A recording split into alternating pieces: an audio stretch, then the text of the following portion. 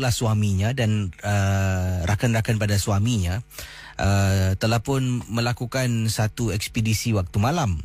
Jadi pada malam itu kakak beramai-ramai sebenarnya telah pun menaiki kenderaan. Kita katanya di sini konvoi naik kenderaan, dan tempat yang pertama kita pergi adalah sebuah hospital di Derbyshire, yang mana hospital ini adalah sebuah hospital yang lama sangat-sangat.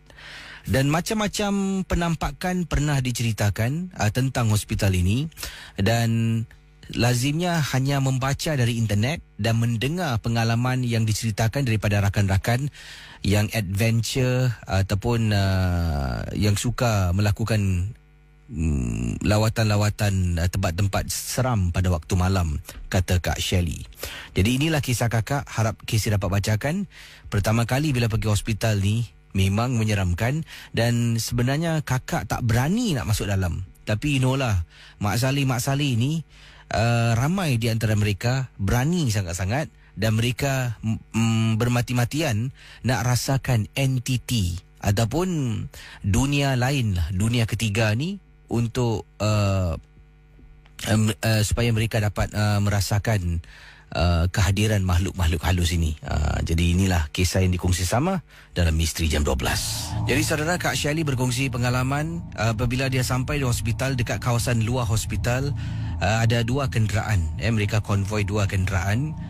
Jadi dua kenderaan ini lebih kurang dalam 11 dua kenderaan ni lebih kurang dalam 8 orang, ya, 8 orang, dan waktu itu jam 11 malam mereka sampai di kawasan hospital ini.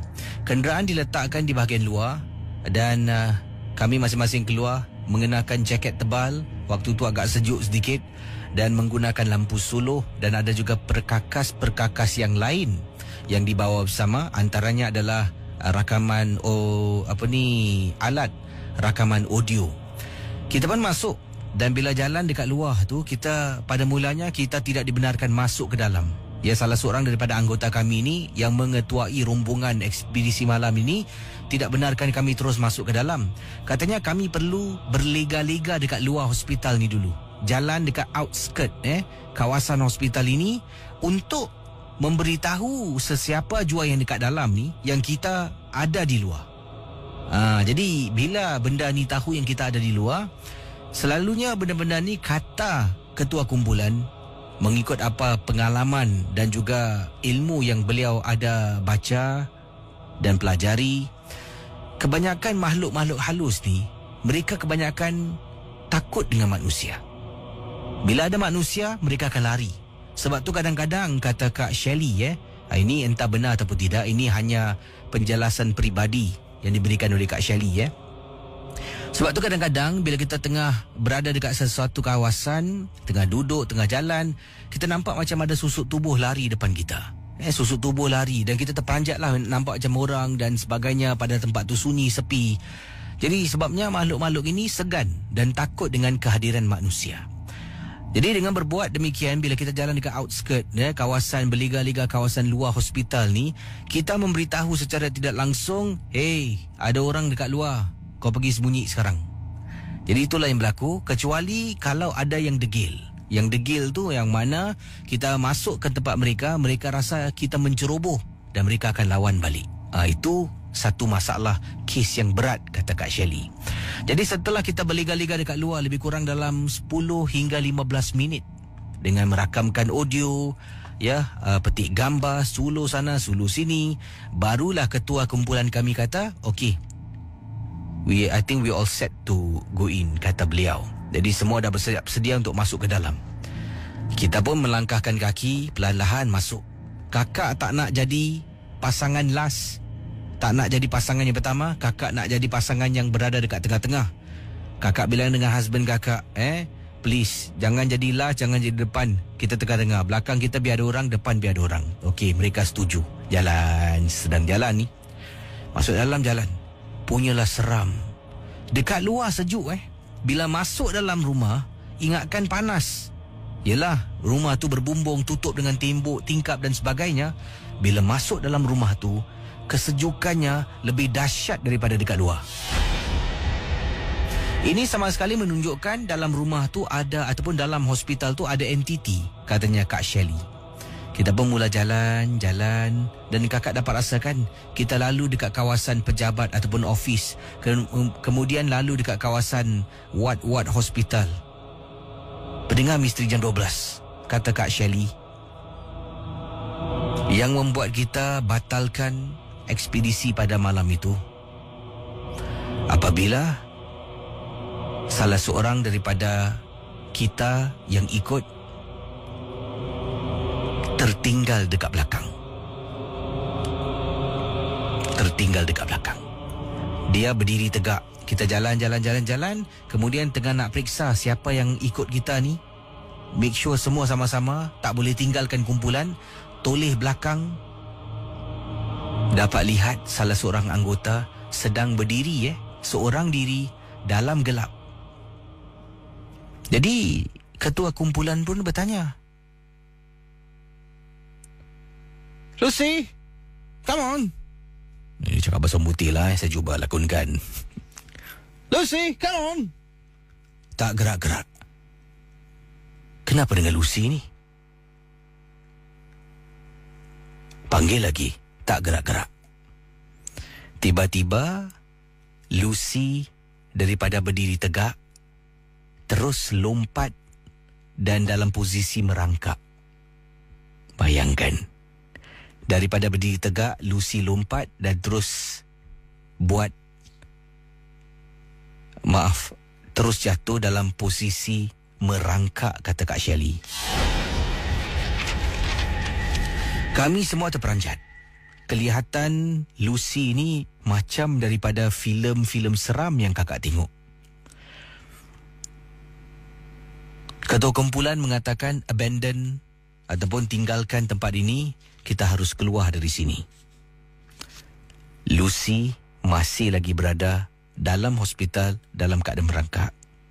2 orang lelaki dan seorang wanita masuk ke dalam, iaitu kakak kepada Lucy. Nak cuba bawa Lucy keluar, tak boleh. Berat badan Lucy ni menguasai kekuatan 3 orang yang masuk dalam. Akhirnya, setelah mereka cuba bercakap dengan Lucy dan panggil Lucy, Lucy keluar bersama dengan 3 orang yang masuk dalam tadi. Malam tu ekspedisi dibatalkan. Tapi salah seorang daripada teman yang ikut ekspedisi ini menceritakan kisah yang paling menakutkan. Ini terjadi selepas seminggu kita tidak berjumpa. Akhirnya kita berkumpul dan kita nak dengar balik audio-audio yang kita rakamkan. Salah seorang daripada ahli anggota menceritakan, waktu kita nak pulang keluar daripada hospital, bila dia mendongak, dia nampak ramai orang-orang menjenguk daripada tingkap-tingkap hospital. Menjenguk dari atas ke bawah, dari tepi ke kawasan tempat mereka berdiri. Itulah kisah pengalaman yang tak dapat dilupakan, Casey. Terima kasih dari Kak Shelley, England. Selamat tengah malam. Okey, saudara. Kisah berikut ini yang ingin dikongsi sama oleh Elfie, salah seorang anggota kumpulan paranormal yang beliau anggotai. Nama kumpulan paranormalnya Night Effect. Night Effect. Yang mana salah satu eksperimentasi yang dilakukan ni adalah satu eksperimentasi yang mana beliau mengikut sebuah kumpulan paranormal melakukan perkara ini. Tapi ini dilakukan bukan di Singapura, malah sebuah kumpulan paranormal yang berasal dari negara China. Apa yang berlaku dalam video tu, kata beliau, tapi beliau tidak merakamkan video sebabnya lebih mujarab kalau perkara ini dilakukan tanpa sebarang alat elektronik. Dikatakan entiti ini boleh mengesan kehadiran alat elektronik yang mempunyai signal-signal tertentu dan akan mengganggu segala eksperimentasi. Jadi dalam video yang dilakukan di China ni, ini adalah video contoh, bukan satu eksperimen yang betul, tapi contoh. Saya pun buat apa yang disarankan dalam video tu, yang mana kita telah pun pergi ke salah sebuah kubur Cina di Singapura. Kita membawa satu jenis besi yang panjang sangat. Besinya halus dan panjang. Di hujung besi tu kita ikat dengan dikatakan di sini di hujung besi tu kita ikat dengan tali warna merah. Kemudian kita akan pacakkan tali merah tu betul-betul bersebelahan di atas tanah, bersebelahan dengan salah sebuah kubur yang ada di tapak tanah perkuburan. Jadi beliau lakukan hal ini dan inilah pengalaman yang diceritakan. Jadi sekiranya kita dah pacakkan sedalam yang mampu, cocok dan cocok lebih dalam lebih baik. Jadi tali itu akan terkeluar sedikit daripada tanah, dengan besi itu masih lagi terpacak dalam tanah di sebelah kubur. Ketika eksperimentasi ini dilakukan, kami hanya 6 orang saja. Seperti yang dikatakan, tidak dibenarkan membawa sebarang alat-alat elektronik. Kesemuanya ditinggalkan dalam kereta, tapi kami nak tengok sendiri. Adakah ini sesuatu yang benar-benar boleh berlaku ataupun tidak? Jadi dalam eksperimentasi ini, benang merah ni, kalau kena tepat pada waktu dan caranya, dia akan perlahan-lahan terus masuk ke dalam tanah seperti ada orang tarik dari bawah. Setelah berbuat demikian, saya dengan anggota paranormal yang lain berdiri di sekeliling besi yang dipacak di atas tanah tu dengan benang di hujungnya yang terbenam dalam tanah. Kami pun masing-masing tunggu saat-saat benang tu bergerak. 5 minit, masuk 7 minit, masuk 10 minit, minit yang ke-14. Sebab saya mengira waktu menggunakan stopwatch. Minit yang ke-14, benang tu bergerak. Seolah-olah dari bawah ada orang tarik. Kami daripada penat, mengantuk, terus jadi segar bila terlihat benang tu seolah-olah bergerak dan macam ada orang tarik.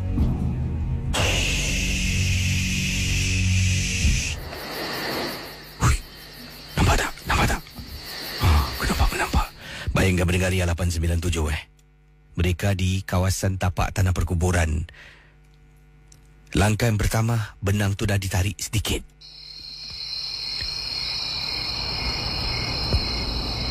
Kami pun diam, perhatikan. Minit ke-14 dia tarik sikit, kemudian masuk 15, masuk 20, masuk 25, minit ke-30, minit ke-34.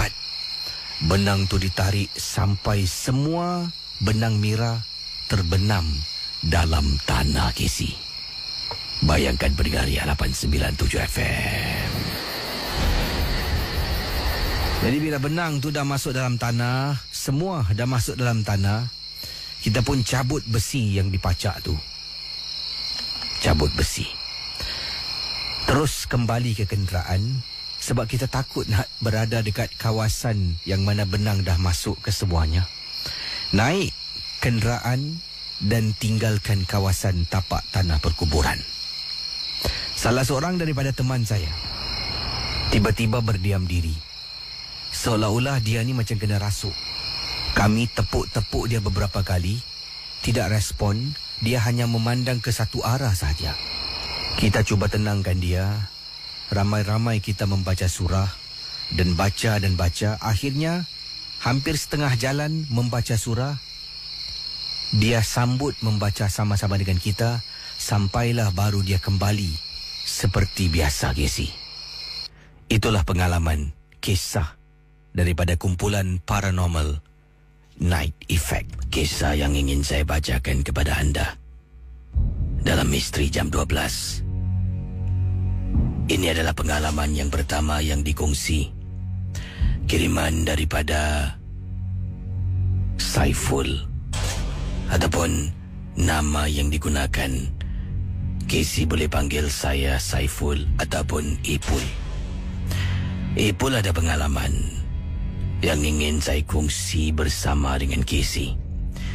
Ipul ada seorang nenek yang dah nyanyuk.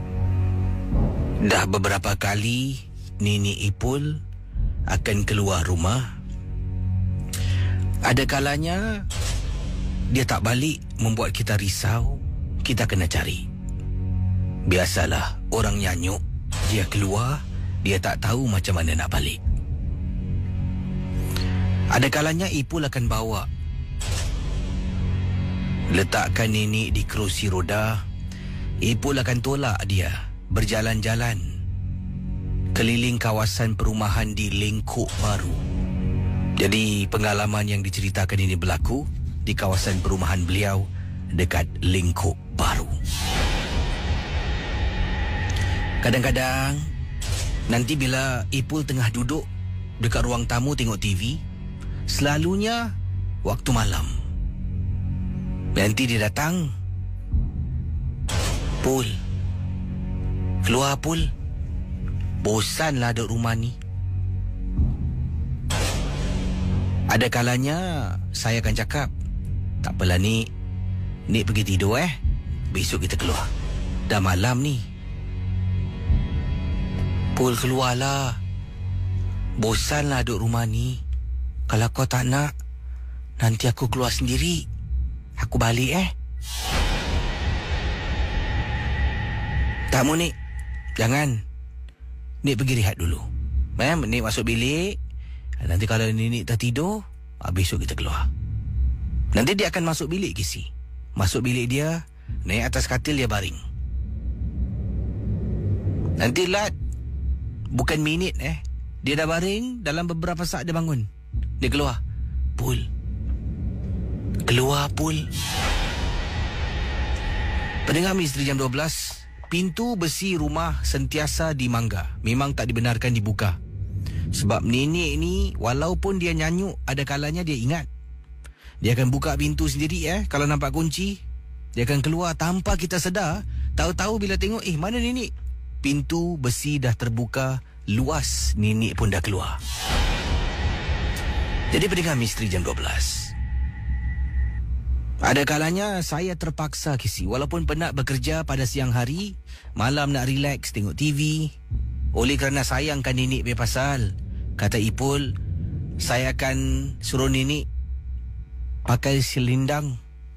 Kemudian letakkan dia di kerusi roda. Sebab kalau jalan memang perlahan nenek saya jalan. Saya akan tolak dia. Daripada blok rumah saya di Lengkok Baru, jalanlah Casey. Keluar pasar, jalan belakang, turun bukit. Kasih dia happy sikit. Barulah balik rumah. Baru dia boleh tidur. Jadi pernah sekali tu saya bawa dia keluar. Laluan yang sama Casey. Jalan belakang pasar, naik atas bukit, turun bukit, jalan belakang selekor. Sampai rumah pada waktu itu sekitar jam 12 lebih malam. 12 lebih malam. Saya pun lipat kerusi roda, letak dekat luar rumah. Nenek saya pun masuk. Bila saya dah lipat, nenek saya berdiri perlahan-lahan sedang pegang pintu. Kemudian nenek kata, "Masuk. Masuk cepat, masuk." "Masuklah." Gitu. Saya pun kata pada nenek, "Nek masuk dululah. Saya tengah nak simpan kerusi roda ni." "Hei, bukan kau lah. Kawan aku. Tadi kau bawa aku pusing-pusing. Dia nampak aku nampak dia. Aku ajak dia ikut balik." Saya terdiam. Dalam hati, ya Allah, orang tua ni nyanyuk. "Dah lah ni, masuk dalam. Nanti dulu. Hei, masuk. Setelah beberapa saat, baru nenek masuk. Nenek jalan perlahan-lahan masuk ke dalam bilik. Saya pun pergi ke dapur untuk ambil air. Penat Casey. Tolak nenek saya pusing dah macam maraton. Duduk depan minum air. Bila saya duduk dekat ruang tamu, saya boleh nampak bilik nenek saya. Nenek tengah duduk atas katil. sambil bercakap dengan seseorang. Dalam hati dah mula datang nenek saya, keadaan nyanyuknya tu. Sebelum tidur, saya ni tidur dekat ruang tamu dekat luar. Ibu saya tidur dalam bilik dengan adik perempuan saya. Saya duduk dekat luar, jadi saya bangun. Saya nak rapatkan pintu bilik nenek. Bangun. Nek, tidur ni Cakap dengan siapa tu? Hei Pul, besok tak payah keluar Aku dah ada kawan. Kawan aku kat sebelah ni, kata nenek saya. Nek ni jangan main-main lah. Mana ada kawan? Tak apa Pul. Apabila saya nak capai tangan saya, nak tarik pintu, nak tarik pintu bilik, tengah nak capai ni, nenek kata, Pul, tak payah. Dia dekat situ, dia tutup pintu. Yang membuat saya terperanjat, kata Ipul. Belum sempat tangan saya sampai pada tempat pemegang pintu tu, tiba-tiba pintu tu bergerak menuju ke arah tangan saya yang sedang nak capai. Saya sampaikan tersentak, Casey. Tersentak. Pul, aku cakap tak payah. Kawan aku tolong tutup pintu. Bila saya ke belakang, sebab pintu tu bergerak, terus pintu tutup dengan sendirinya. Saya dah tak berani nak buka pintu. Saya baring dekat atas lantai yang saya bentangkan tilam kecil. Sambil-sambil saya terfikir, adakah nenek aku ni benar-benar nampak benda tu benar-benar dalam rumah, ataupun memang nenek aku nyanyuk? Tapi kalau nenek aku buat cerita, macam mana pintu tu boleh tutup dengan sendiri? Saya pun tidak ingin fikirkan mungkin esok akan berubah. Tidur sampailah ke pagi.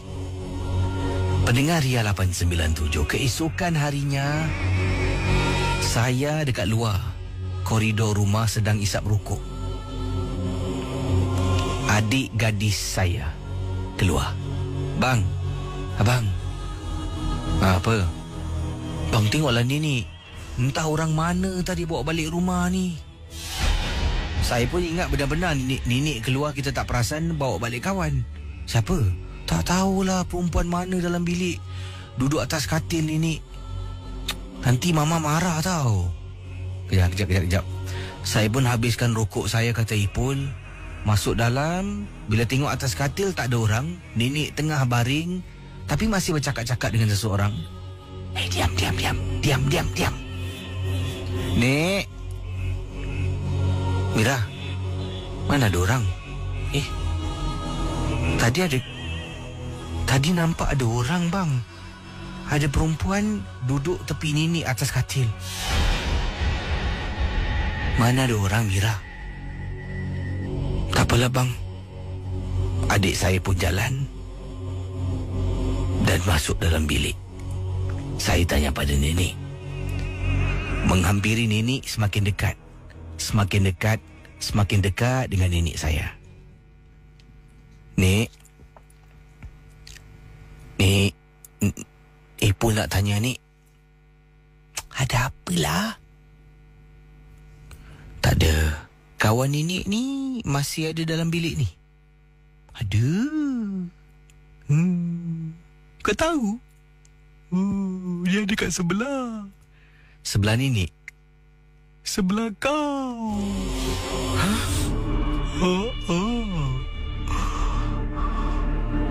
Kau nak apa dengan dia? Dia sebelah kau. Sinilah. Jangan kacau cucu aku. Sini. Baring sini dengan aku. Pada waktu itu saya yang sedang berdiri benar-benar dapat rasakan macam ada sesuatu di sebelah saya. Meremang bulu rumah saya. Nek boleh tak suruh kawan nenek keluar? Jangan masuk rumah ni. Nanti mama marah. Mama engkau ni. Kalau kau tak bilang, mama engkau tak tahu. Biarlah dia kawan akulah. Okey, nenek suruh dia balik dulu. Nenek suruh dia balik. Nanti besok boleh datang balik. Suruh dia balik. Nanti mama marah nanti. Yelah. Nenek saya pusing, Casey. Ke sebelah dia yang katil memang kosong. Katil nenek saya adalah jenis katil single bed yang besar. Dia pusing bahagian tepi tu. Nenek saya baring terlampau tepi sangat sampaikan di tepinya ada sedikit ruang. Kau baliklah dulu. Besok datang lagi Pendengar Misteri Jam 12. Waktu tu saya dapat rasakan macam ada benda keluar daripada bilik tidur nenek saya. Keluar rumah. Dan dapat rasakan macam ada sesuatu. Awal tadi bila bercakap dengan nenek. Dipendekkan cerita, kata Ipul, akhirnya bila tiba keesokan hari, benda tu datang, Casey. Datang sebab saya nampak nenek bercakap lagi dengan benda tu. Saya dengan nenek, dengan adik saya terpaksa, Casey, tidak beritahu mama kami sebab tak nak mama marah, tak nak mama runsing, risau. Dan saya pun cakap dengan adik saya, elak daripada pergi bilik nenek. Tapi benda ni, nenek saya nampak bercakap dengan dia. Dia tak mengganggu saya dengan adik pun. Tidak mengganggu seolah-olah nak takut-takutkan kami. Tidak.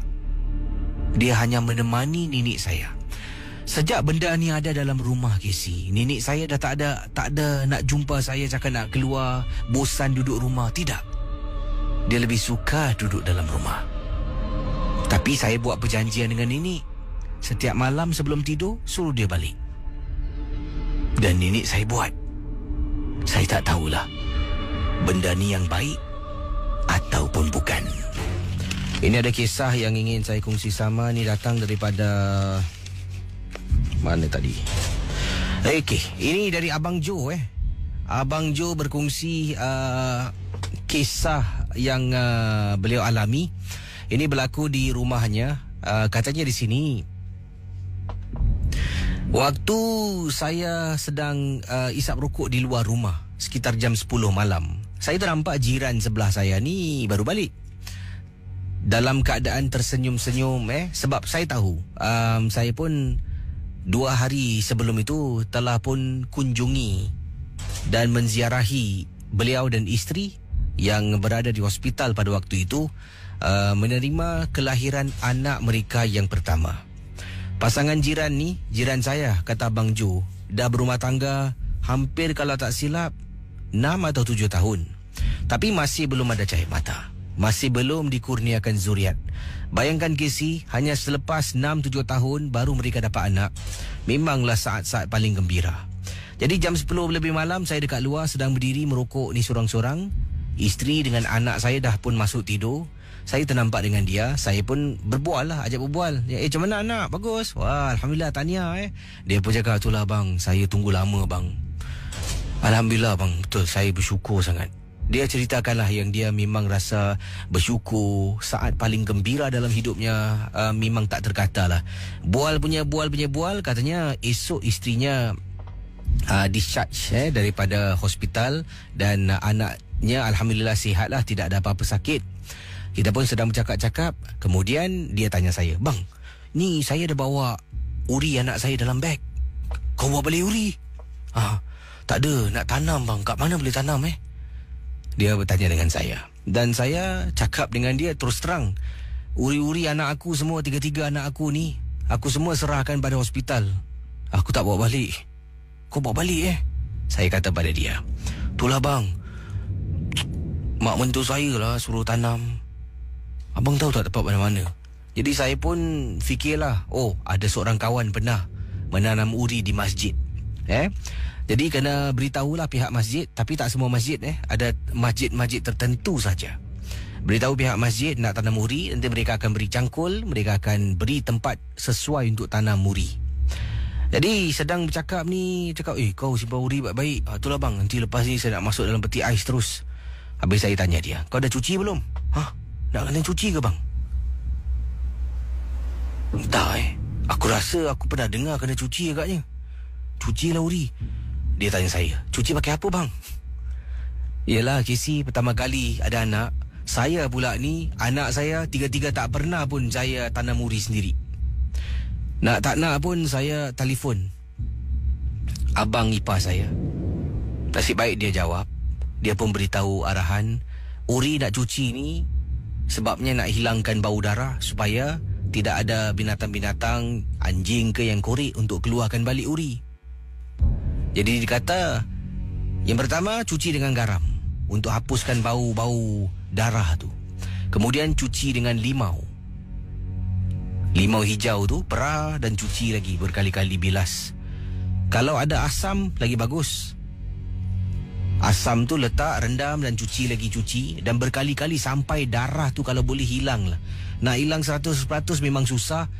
Setidak-tidaknya kata di sini 80% hilang dah bagus. Kemudian uri tu masuk dalam bekas kain. Katanya kenapa pakai bekas kain? Sebab kain ni akan reput. Jadi uri ni pun akan masuk ke tanah. Dia akan sebati dengan tanah. Kalau plastik susah nak reput. Makan berpuluhan tahun untuk reput. Jadi ada baiknya uri masuk dalam kain. Kain tak kisahlah kain apa pun. Ambil kain, masukkan uri. Uri tu dalam kain, masuk dalam plastik supaya tak menitis jatuh. Jadi sampai dekat tempat yang nak ditanam, kata abang ipar saya, baru keluarkan uri dari kain tu, tanam dengan kain-kain sekali. Itu arahan yang diberikan. Saya pun kata dengan dia lah, kau kena buat ni. Tiba-tiba dia kata, bang, tolong saya boleh tak? Saya pun takut lah bang, tak tahu salah. Okeylah, saya masuk dalam rumah, buka peti ais, tengoklah ada apa-apa saya boleh pakai. Ada limau, ada asam, ambil je lah, buat pergi rumah sebelah. Jadi waktu tu dah cakap, berbual, bincang, debak-gedebuk, dah 11 lebih malam, dah dekat 12 tengah malam Casey. Uri tu letak dekat Sinki cuci pinggan mangkuk dalam rumah jiran sebelah. Rumah jiran sebelah tak ada orang Saya, dia dan Uri. Buka paip air mengalir, keluarkan. Pertama kali saya nampak Uri depan mata Casey. Berlendih, berlumuran darah. Dan agak sejuk lah sebab uri ni baru dikeluarkan dari peti ais. Jadi cuba basuh, hilangkan ais. Cuci darah tu, basuh lagi, cuci darah. Cuci je dah makan masa, katanya di sini. Makan masa untuk membersihkan uri tersebut.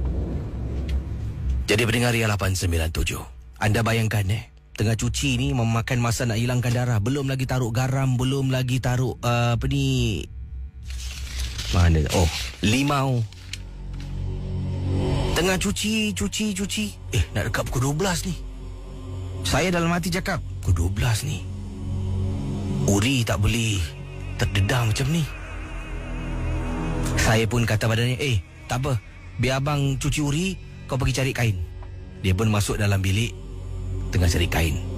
Tengah cuci, tiba-tiba dekat tingkap dapur Casey, dengar bunyi ketukan.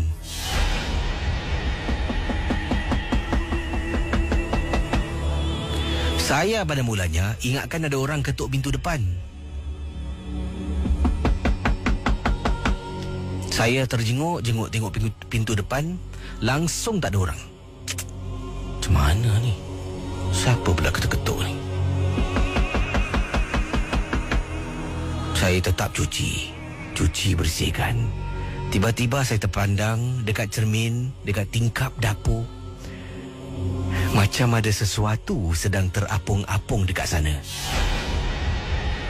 Ya Allah, kata Abang Jo. Saya ni Casey, anak dah 3. Konon dah experience lah.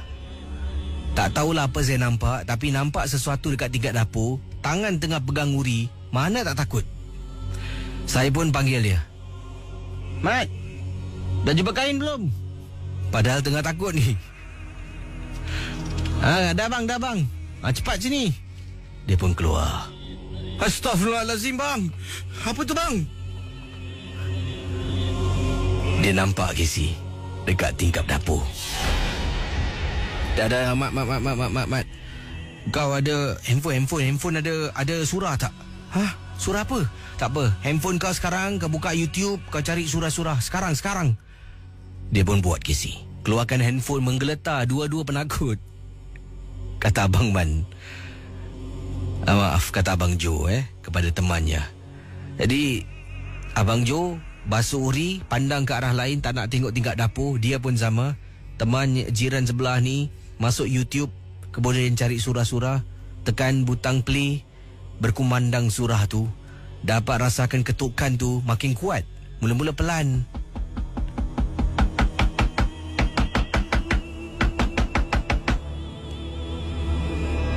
surah berkumandang. Cepat, cuci, bersihkan, taruh garam, cuci lagi, taruh garam, perah limau, taruh tu, taruh ni. Kemudian okeylah, aku rasa dah okeylah. Masuk dalam kain ikat, masuk dalam plastik, masuk dalam bahagian tempat pembeku. Tutup peti ais.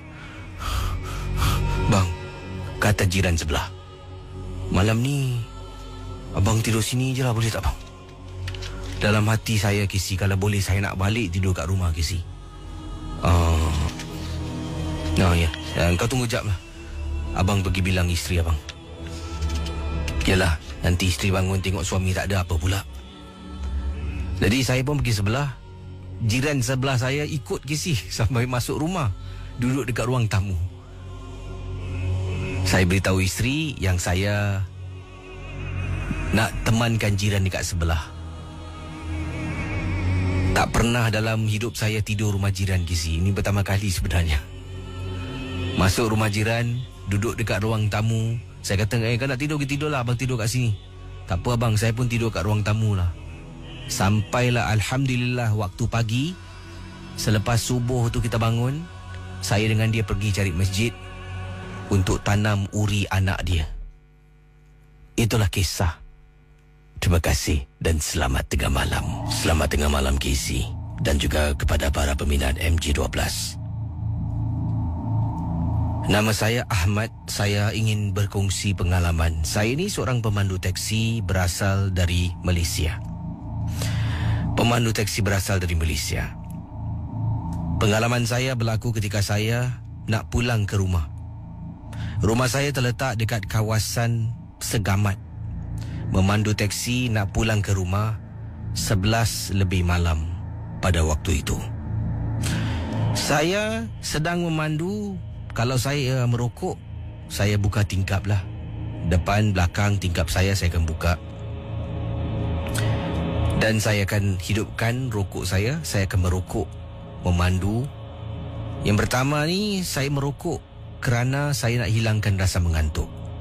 Ada kalanya penat, bekerja sepanjang hari dari pagi sampai ke malam. Oleh kerana mengantuk, saya terpaksa merokok ketika sedang memandu. Sebenarnya saya tak suka pun merokok ketika sedang memandu. Sebab saya ni jenis yang menjaga taksi, tak nak habuk-habuk rokok masuk ke dalam. Jadi pendengar Ria 897, kata beliau lagi, ketika saya sedang nak hidupkan rokok saya, dah turunkan tingkap, tiba-tiba angin tiup masuk ke dalam. Bau harum sangat. Baunya sama seperti seorang wanita mengenakan wangi-wangian, Casey. Bila bau tu dapat kita bau tu sampai kepada kita secara automatik. Bila kita terhidu bau yang harum, yang wangi, yang menyeramkan, bulu roma akan meremang. Dia bukan bau macam minyak wangi tau, kata abang kita. Sebab bau minyak wangi kita bau, setakat tu saja. Tapi kalau bau itu adalah bau yang menyeramkan, dia akan datang bau dan kemudian diikuti dengan keadaan bulu roma meremang. Itulah, saya baru nak hidupkan rokok ni, buka tingkap, bau datang, meremang bulu roma. Daripada mengantuk, terus hilang rasa mengantuk. Rokok simpan balik, letak tepi, pandu. Kemudian tengok kiri, tengok kanan, tengok depan. Keadaan fikiran saya menjadi kacau bilau, katanya.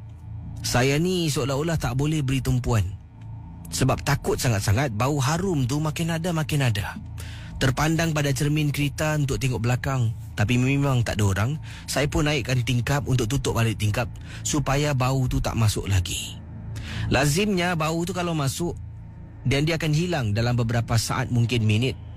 Tapi setelah saya tutup tingkap semua, dah tutup tingkap, bau tu masih ada dalam teksi saya. Saya hanya perlu tawakal dan saya putarkan CD surah-surah suci ketika saya sedang memandu untuk pulang ke rumah.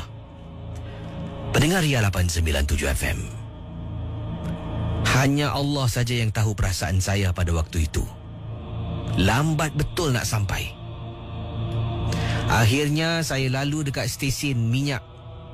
Saya masuk dalam stesen minyak, letakkan teksi saya di tepi, dan saya hidupkan sebatang rokok untuk merokok dekat luar.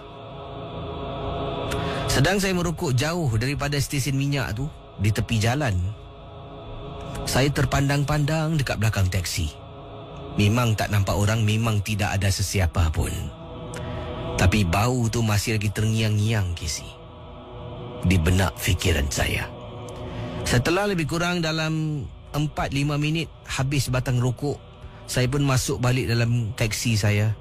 Bau tu dah hilang, sudah tidak ada lagi dalam teksi. Ingatkan dah habis. Ya, beliau pun sampai dekat rumah kampungnya yang terletak di kawasan Segamat. Jadi pendengar Ria 897, bila sampai Segamat, dah pandu teksi pada waktu malam seorang diri. Saya pun keluar dari teksi. Waktu tu rumah masih terang. Anak dah tidur, isteri saya belum tidur, dekat ruang tamu sedang menonton TV dan menantikan kepulangan saya. Saya pun tolak pintu. Assalamualaikum. Waalaikumsalam, bang. Bang dah makan? Tanya isteri pada saya. Masak apa awak hari ni? Nanti abang pergi bersihkan diri dulu, saya siapkan makan. Isteri pun pergi dapur, siapkan makanan. Saya pun bersihkan diri, tukar pakaian semua. Kemudian saya keluar, dan saya duduk tengah makan ni dekat dapur. Dari dapur boleh nampak ruang tamu. TV masih menyala. Kemudian ada sofa. Isteri tengah duduk layan saya makan. Saya bila masuk rumah tadi tak perasan. Saya cakap pada isteri, "Dahlah, awak tak payahlah layan saya makan. Awak pergi layan kawan awak kat depan tu."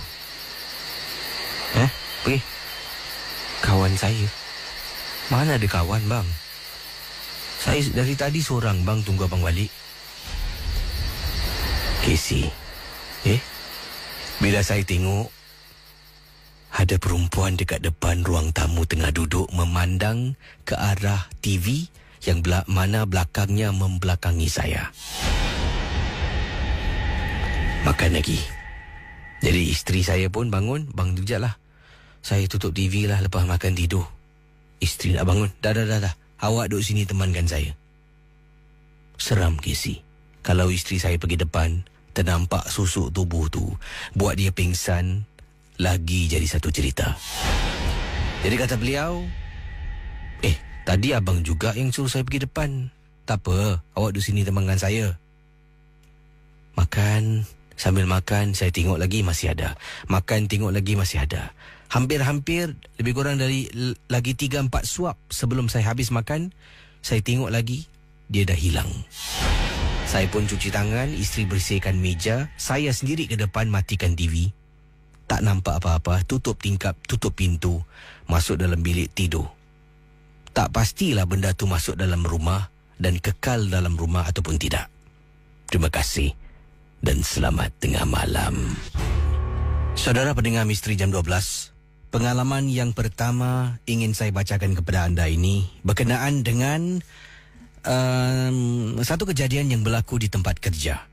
Jadi kisahnya agak panjang, saya dah baca awal tadi dan dah memahami sedikit jalan ceritanya.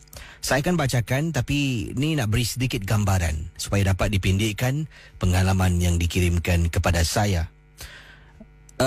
Ini berkenaan dengan pengawal keselamatan yang bekerja.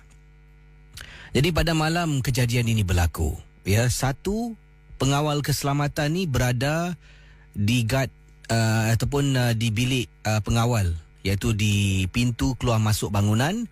Di situ ada satu bilik kecil. Di situlah seorang pengawal keselamatan bekerja, dan seorang lagi merupakan supervisor. Supervisor beliau bertugas di pejabat pengawal keselamatan ini. Pejabat ini terletak di dalam bangunan. Jadi pada malam tu agak sibuk sedikit, sebabnya ada beberapa dokumen yang harus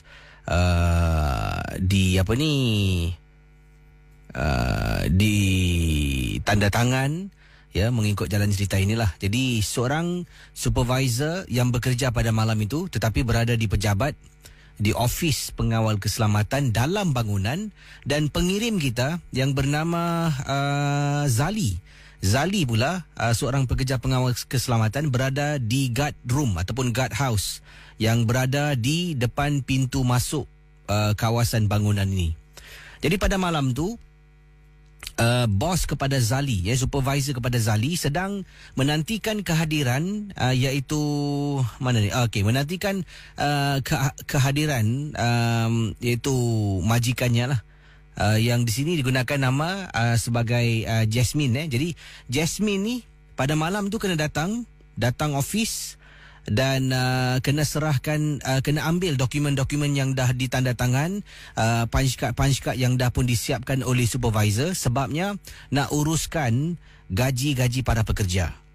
Jadi oleh kerana Jasmine dan juga beberapa teman satu syarikat yang lain ni akan pergi outstation dalam masa terdekat, mereka terpaksa usahakan secepat mungkin. Kalau tak dapat malam tu, makanya gaji tak masuk. Macam itulah. Jadi sedikit gambaran dah tahu.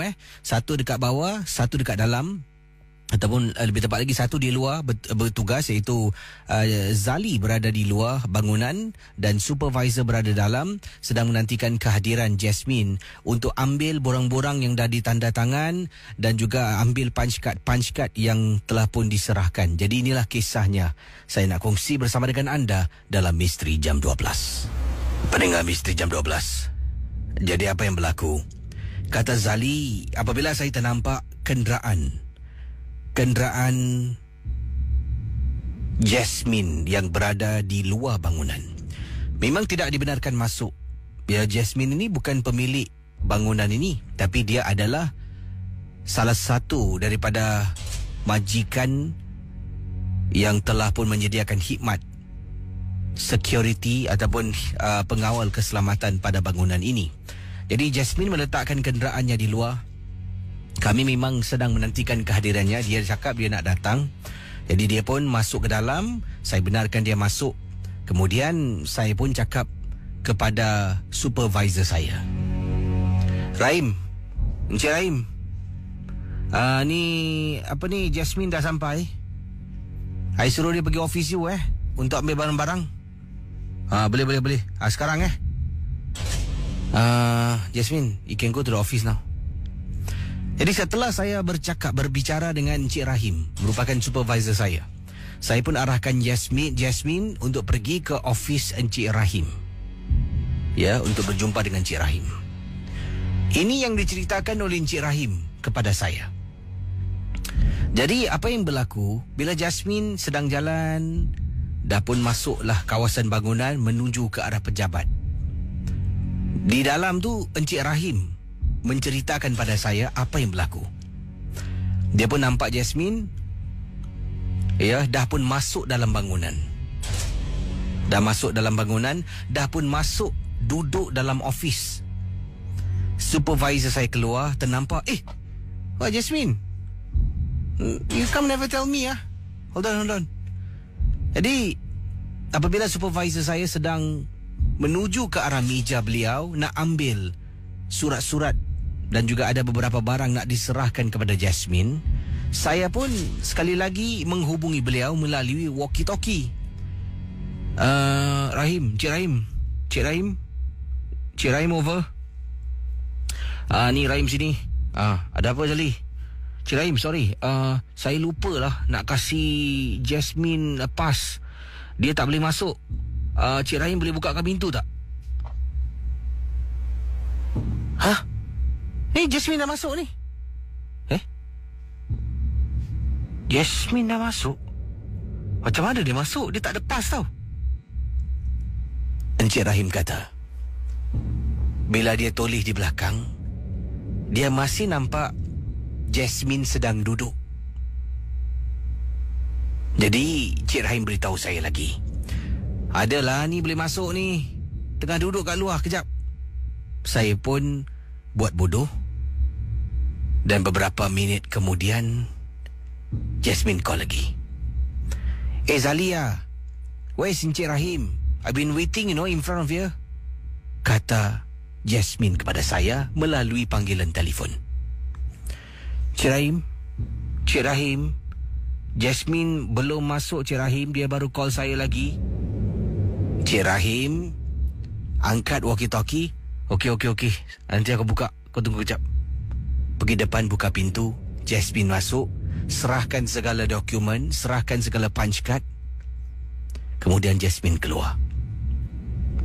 Jasmine keluar bukan seorang diri, bersama dengan Encik Rahim. Sampai depan, Jasmine naik kenderaan dan terus berlalu pergi. Cik Rahim beritahu saya, Zali, problem Hafsal, Cik Rahim. Hafsal, tadi kan kau walkie aku kan? Kau cakap Jasmine tak ada pas. Aku nampak terus terang tau, Jasmine dalam office. Sama tengah duduk. Itulah aku bilang kau Jasmine dah masuk. Saya terperanjat bila mendengar penjelasan Encik Rahim. Sebenarnya Encik Rahim ada lagi beberapa kerja yang nak dihabiskan. Sebab itulah malam itu dia bekerja. Selalunya supervisor, dia hanya kerja waktu pagi petang. Malam tidak bertugas. Tapi malam tu dia roster dirinya untuk bekerja sebab dia nak habiskan kerja-kerja yang tertunggak. Oleh kerana dah terkena gangguan, Encik Rahim katanya di sini terpaksa bersama dengan saya dekat luar. Sampailah ke pagi. Terima kasih.